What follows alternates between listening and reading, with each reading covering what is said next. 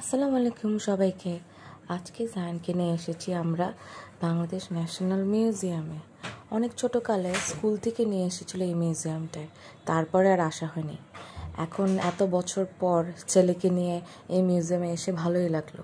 আমাদের আসলে উচিত বাংলাদেশের কালচারের সাথে আমাদের বাচ্চাদের ইনভলভমেন্ট রাখা উচিত, যেমন আমাদের দেশের traditions, festivals, art, music, culture এসব সম্পর্কে ওদের জানা উচিত। আসলে আমাদের জায়ানকে নিয়ে এখানে এসে খুবই ভালো লাগছিল।